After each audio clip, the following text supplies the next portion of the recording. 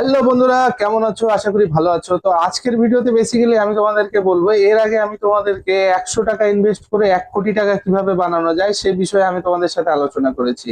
তো আজকে আমি তোমাদেরকে বেসিক্যালি বলবো কি 100 টাকা ইনভেস্টমেন্ট করে আপনি 1 কোটি তো বানাতে পারবেন, কিন্তু কিন্তু কথা হলো এখানে মাঝখানে আমরা কিছু কিছু সময়ে দেখবো শেয়ার মার্কেটে ইনভেস্টমেন্টেও আমাদের টাকা অনেক সময়, যেই টাকা আসল আমরা ইনভেস্ট করি সেই টাকাটা দেখা গেল 6 মাস অন্তর অন্তর আমরা ইনভেস্ট করছি।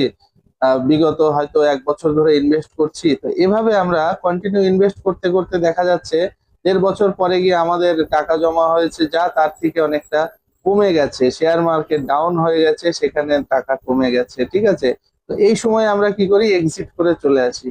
তো এই জায়গাগুলোতেই আমাদেরকে সঠিকভাবে ম্যানেজমেন্ট করে আমাদেরকে টাকাটা ইনভেস্টেড রাখতে হবে এবং লং টাইমের জন্য ভাবতে হবে। ঠিক আছে, একটা কথা মাথায় রাখবেন, এসআইপি তে লং টাইমে কখনোই লস হয় না।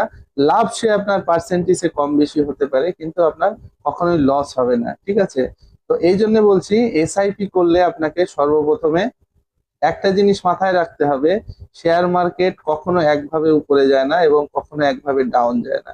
এটা উপরে যাবে নিচে আসবে, উপরে যাবে নিচে আসবে, কিন্তু আলটিমেটলি আপনি দেখবেন লং টাইমে এটা উপরেই যাবে। ঠিক আছে, তো আশা করি বুঝতে পেরেছেন আমি কি বলতে যাচ্ছি। আর যখনই শেয়ার মার্কেটে ইনভেস্ট করবেন আপনি অবশ্যই জানবেন যেখানে যেমন লাভ আছে তেমনি লসও হতে পারে, কিন্তু লসের সময় আপনাকে এক্সিট করলে চলবে না। আপনাকে সেই সময়েও মার্কেটের সঙ্গে থাকতে হবে এবং সেই সময়েও কন্টিনিউ ইনভেস্টমেন্ট চালিয়ে যেতে হবে। তবেই আপনি গিয়ে লং টাইমে 1 কোটি টার্গেট থাকলে 1 কোটি কামাতে পারবেন, 2 কোটি টার্গেট থাকলে 2 কোটি কামাতে পারবেন। ঠিক আছে, তো আশা করি আমি তোমাদেরকে আজকে বোঝাতে পেরেছি। তো দেখা হচ্ছে পরের ভিডিওতে, আরো অনেক ভিডিও আসবে। চ্যানেলটি সাবস্ক্রাইব করে রাখো। Thank you.